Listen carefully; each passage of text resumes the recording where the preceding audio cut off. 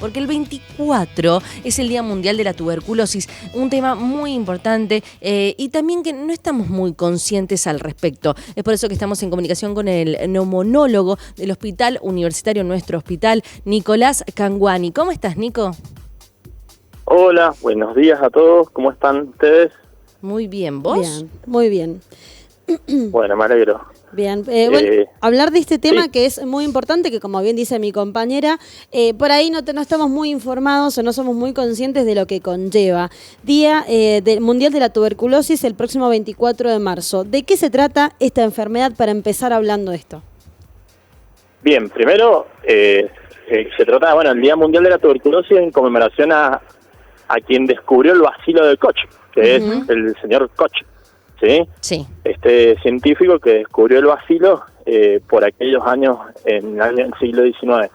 Que cuando hablamos de importante, bacilo, hablamos de una bacteria, tengo entendido, ¿está bien? Claro, es Perfecto. una bacteria, exactamente, es una bacteria que lo importante es que en el siglo XIX y XX se hablaba, digamos, la epidemia era muy grande, pero ha ido reduciéndose los números de tuberculosis a nivel mundial. Bien. Pero se sigue habiendo, digamos, tenemos que tener en cuenta que sigue habiendo tuberculosis. Es algo que, digamos, tenemos que tener en cuenta y pensarla.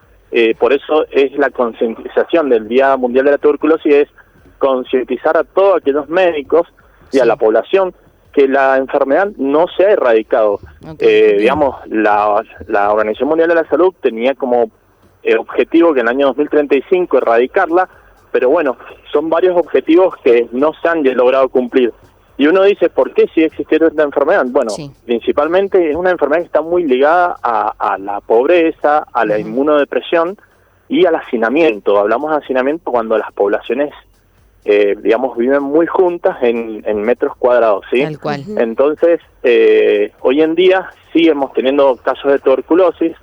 Digamos, hay países, obvio, que se han tratado de, digamos, de disminuir la cantidad, pero es algo que a nivel mundial, obvio que hay otros países que son más frecuentes, pero en Argentina sigue estando esta enfermedad. Y esto está ligado, bueno, uno, primero que nada, a la pobreza.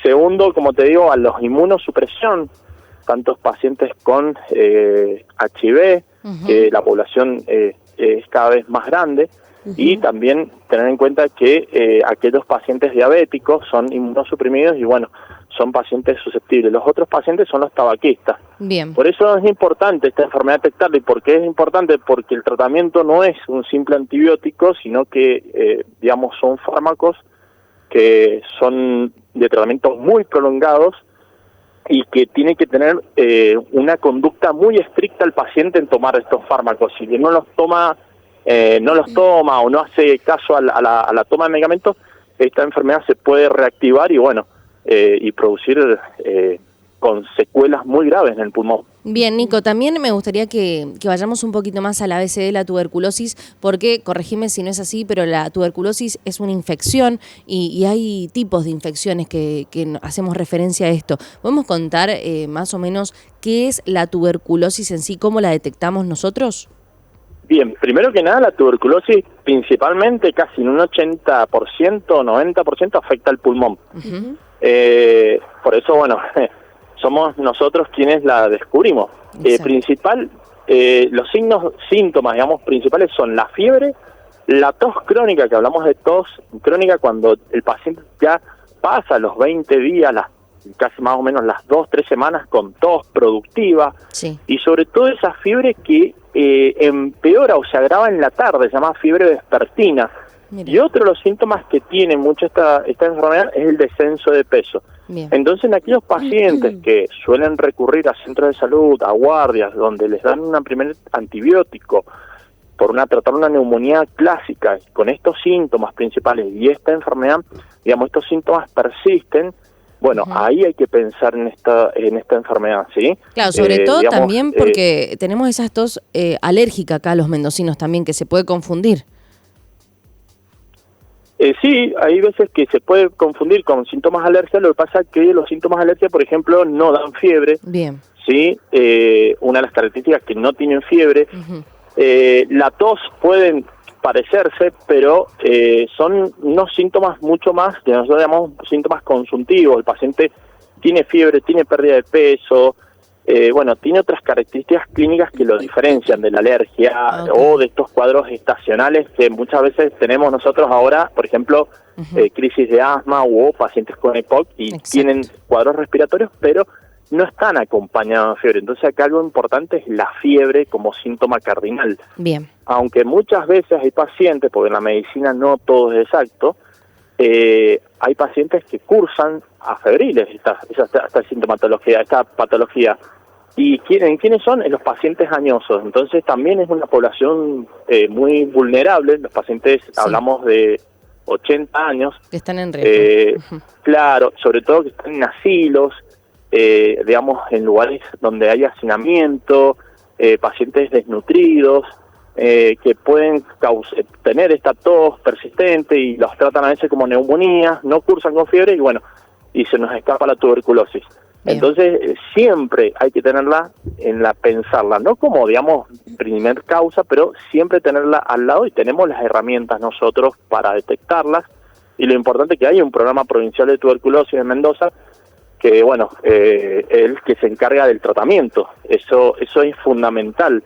Entonces, si tenemos un programa de tuberculosis, tenemos la medicación que nos provee el Estado y que están las medicaciones, esto es importante porque, el tratamiento está. Ahora, lo más importante es que, como te decía, que el paciente cumpla el tema del tratamiento, porque si no, ahí es donde empieza a infectar y empieza a prolongarse esta patología.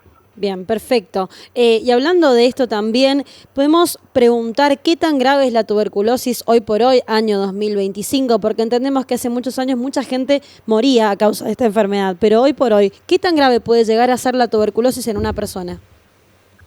Bueno, primero que nada, como te decía, hay que ver los pacientes, ¿sí? Si hay un paciente que es inmunosuprimido, que las defensas están muy bajas puede extenderse a agarrar otros órganos, y son pacientes que terminan en terapia intensiva y ahí sí son graves. Pero en sí, un paciente que la tiene localizada en pulmón, que no está inmunosuprimido, que están sus defensas bien, cumple el tratamiento, no es una enfermedad tan grave, es tratable, ¿sí?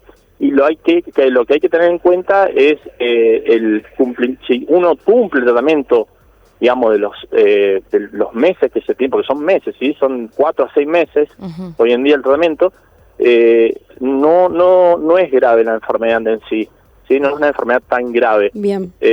Lo otro importante, muchas veces quedan secuelas, quedan secuelas en el pulmón y esos pacientes pueden vivir con una tos persistente, pero son secuelas mínimas.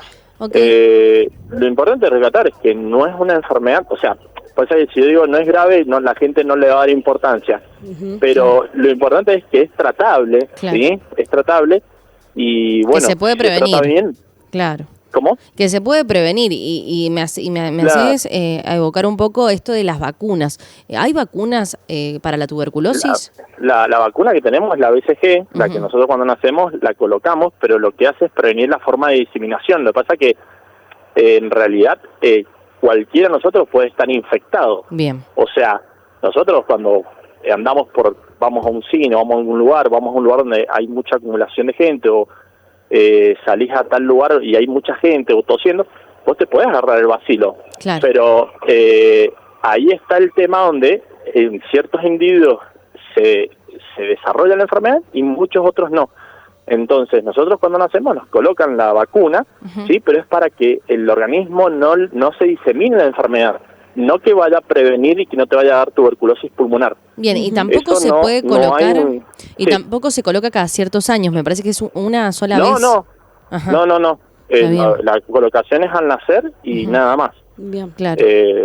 Pero en este sentido no hay una vacuna que digamos todos los años, como la gripe, que se coloca todos los años. Exacto. Y ojo, a ciertos grupos, porque a mí parece, por ejemplo, una de las preguntas, doctor, ¿me coloco la vacuna de la gripe para no engriparme? Hay que tener conciencia de que es para prevenir una enfermedad grave, porque todos nos podemos, tener una gripe común, que nosotros llamamos, y enfermarnos o resfriarnos, pero no previene ese tipo de enfermedades, ¿sí? Eso es lo que hay que tener en cuenta. Es como la tuberculosis en sí, nosotros no nos podemos agarrar.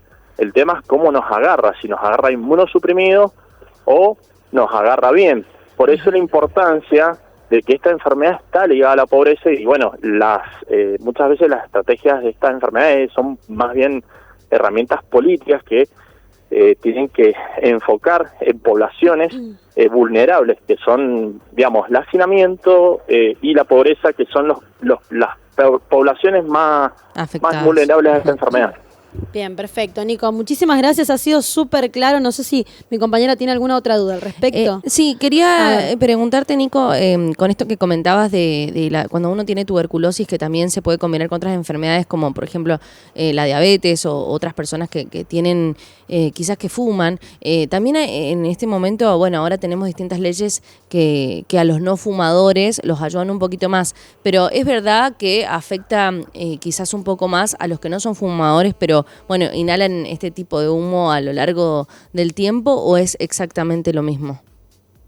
No, que afecta a los no fumadores más, ¿eso es lo que me preguntás? Sí, por inhalarlo, por estar en los ambientes, porque quizás obviamente no fuman, entonces... Fumadores pasivos serían.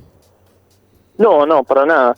Acá lo que hay que tener en cuenta, esto es un mensaje, es que el paciente que es fumador, ¿sí? Fumador crónico, y hablamos de cualquier tipo de, no tabaquismo, sí, cualquier tipo de sustancia inhalada, sí, tiene mayor predisposición a enfermedades respiratorias. Esto es así. ¿Por qué? Porque afecta el aparato mucociliar, que es el mágico aparato que tenemos que barre permanentemente los mocos y nos está defendiendo permanentemente de todo, nuestra, flora que tenemos al lado, flora, sí, digamos, nuestras bacterias que están, porque estamos rodeados permanentemente de inhalando virus, inhalando bacterias, y este aparato en los fumadores se ve afectado. Claro. Eso es lo que pasa. Como entonces, los vapeadores, que ahora están re de moda. Todo. Y hablo también marihuana, claro, que muchas veces me preguntan, no, yo fumo marihuana, y creen que es más light. Pues no, peor. Entonces, toda sustancia inhalada, o, por ejemplo, la exposición a biomasa, llamémosle los pacientes que calefaccionan leña, también es perjudicial.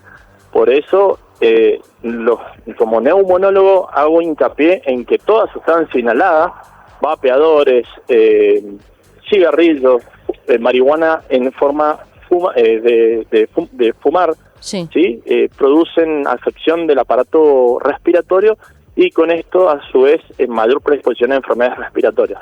Bien, perfecto, Nico. Ahora sí, te dejamos continuar con tu medicina, con tus tiempos, y obviamente vamos a estar en comunicación con vos a lo largo del año para seguir tratando y concientizando sobre este tema que es algo muy importante para la sociedad. Bueno, por supuesto. Muchísimas gracias a ustedes y saludos a toda la audiencia. Muchas gracias, un abrazo. Chau. En comunicación aquí en Todo lo que es BIT, Nicolás Canguani, neumonólogo del Hospital Universitario, hablando de esta enfermedad que no está erradicada. Está bueno esto tenerlo en cuenta, sí, saberlo. El 24 de marzo es el Día Mundial de la Tuberculosis y por supuesto se conmemora para concientizar sobre esta enfermedad, qué la provoca y cuál es la sintomatología. Para tenerlo en cuenta, sobre todo ahora en esta época que comienzan las enfermedades respiratorias o al menos se acentúan más en la gente. Por supuesto, métanse a la página del Hospital Universitario porque allí también va a haber un montón de información y actividades con respecto a esta temática. Nosotros nos vamos a un cortecito, pero que se queden ahí porque hasta las 12:30 estamos firmes. Exactamente, quédate ahí que volvemos en un ratito nada más. Todo lo que es BIT.